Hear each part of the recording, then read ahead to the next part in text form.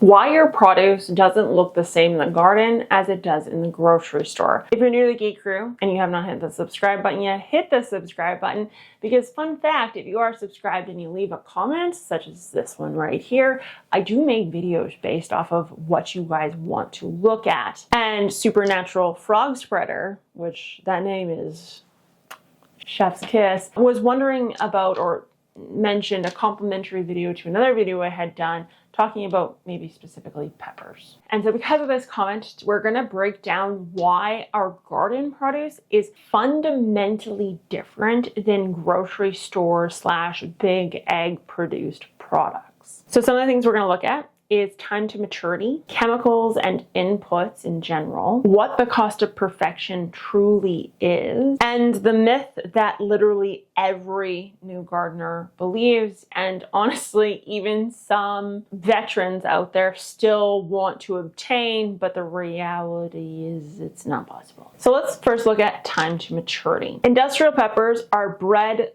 fed, managed for speed and uniformity. Commercial peppers are usually harvested prematurely while they're still green at around the 60 to 70 day mark. Homes generally will only harvest once they've hit their full color potential, which is somewhere around the 90 to 120 day mark, aka double. So if you've gardened or you're a bit of a gardening veteran, you know that green peppers and red peppers, sweet peppers, are the same pepper. Yeah, it's just the red one's older.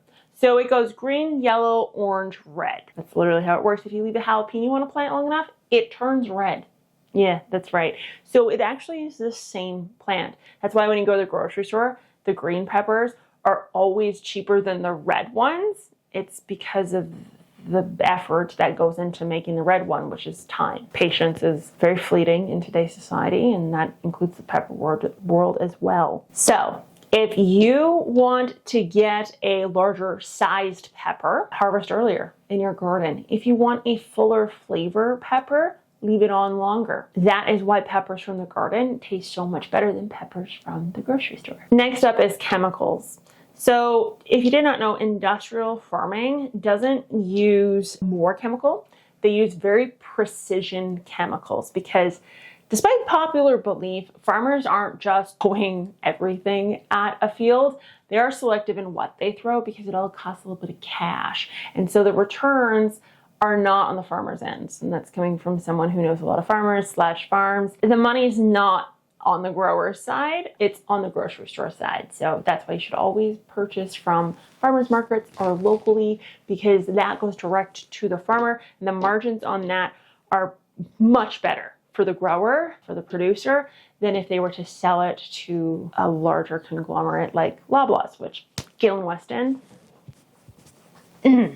I hate you more than politicians. All politicians, to be totally honest right now. And there's some bad ones out there in the world today. So, yeah.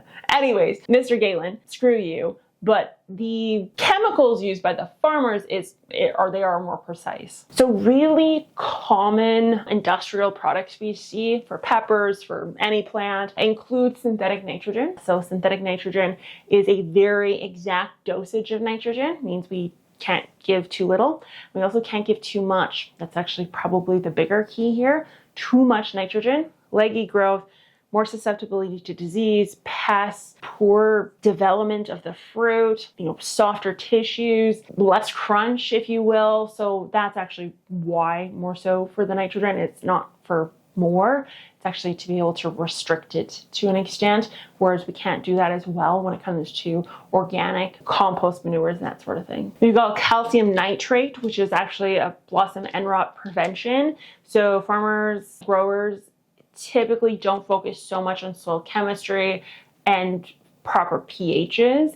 They just dig right in with the calcium nitrate, and that helps to prevent that blossom end rot, which in turn prevents losses in their cash money. We also have growth regulators. So this is literally the video that spurred this comment. The growth regulators help regulate the speed in which they flower, the speed in which they fruit, the size of the fruits, uniformity, etc., and so forth. And then we also have fungicides and insecticides. Now, this isn't so much for total loss as it is for presentation and visually what it looks like. Quite often, many times, pests like insects or bacteria or fungal issues in the garden, you just remove that piece. Like if a worm goes into an apple and you just cut the worm portion out, the rest of the apple's fine. So they will use those to help keep the whole apple pretty, because they're not going to sell half portions of apples. And let's face it, they won't even use like a half portion of a apple that had a worm in it to make an apple pie commercially. Like it's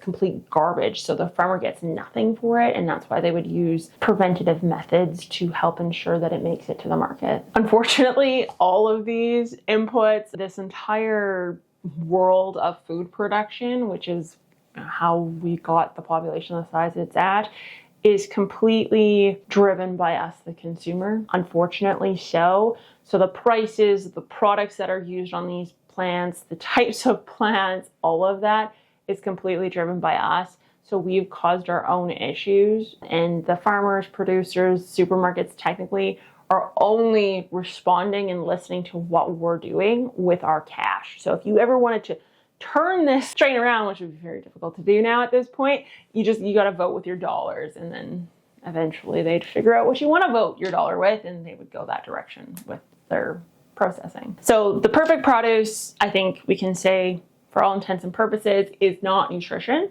It is about shipping survival and shelf life, along with prettiness. Unfortunately, pepper with cosmetic damage immediately to a consumer is considered unsafe when it's in a grocery store. So here's the myth busting portion. And I think this is something that every gardener really struggles with, whether it's peppers, tomatoes, cucumbers, and is if I put all the correct pieces and parts into making this plant, I should have something that looks identical to the grocery store. So for example, say you take a pepper home, you carve the seeds out of it, and you say, okay, I have the genetic material that made this very perfect green sweet bell pepper. And you do. That's exactly where you got it from. And now you're probably thinking, okay, now I'm going to watch Ashley talk to me. This is what soil physics has to look like. This is what the microbes need to do. This is the lighting. This is the fertilizer. If you're listening to millennial gardener Kevin from Epic, Mind and Soil, like there's so many channels, and you're taking all this data in, and you're like, okay, I have the perfect plan for the perfect pepper. I'm gonna have that Instagram, Pinterest worthy pepper haul. I'm gonna do it because I have all the correct inputs. Well, here's the thing. Grocery store peppers do 4 things. Genetically selection, yes.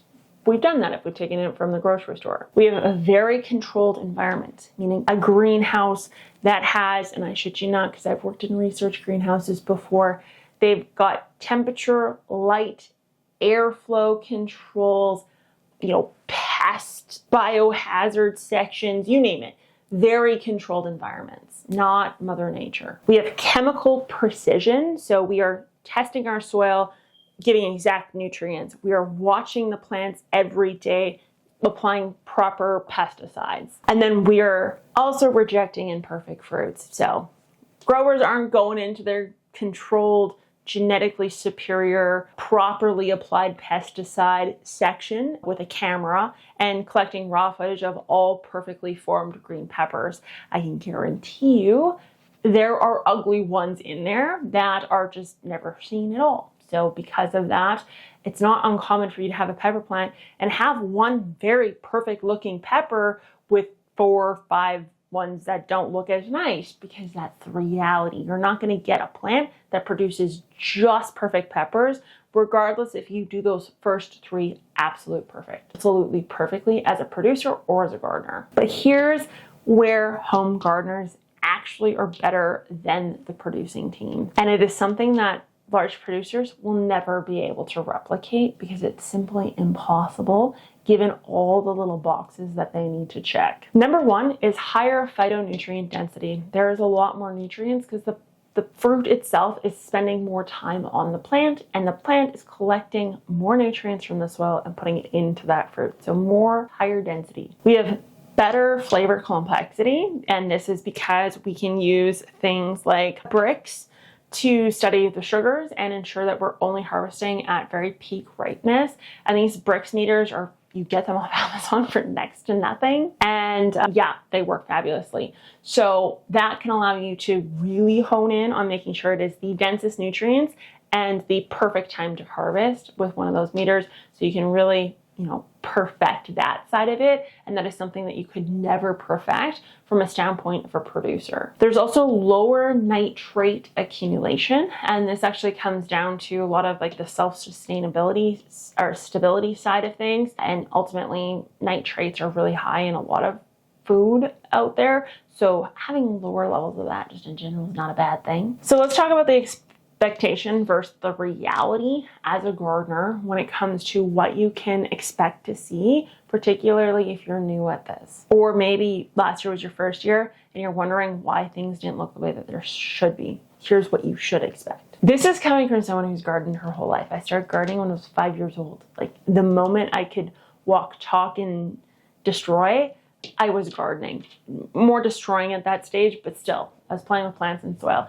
I've worked in agriculture in the production producer side of things for a decade, over a decade now. I went to school for this. I've gardened in my own home garden now for over 15 years. Like this is, the internet says it doesn't matter what tips and tricks I give you or anyone gives you. This is what you should expect from your garden. This is normal. Do not expect big, shiny, identical fruits. Expect smaller fruits. If it is 50, 75% of what is normal, that is normal. Weird shapes. You can end up with bell peppers that somehow look like a jalapeno. Not uniform. That is normal. Blemishes. Blemishes are the reality. Peas and beans, you'll get like these little speckles on it. That's normal. Potatoes from outdoors, you kind of get this scabby looking stuff on it. That's normal. Because the reality is you can't control Mother Nature. You're not in a controlled environment. That scabby look that you get on the potato, which by the way, completely edible. You can actually physically eat that scabby part or peel it off and the whole potato's fine still.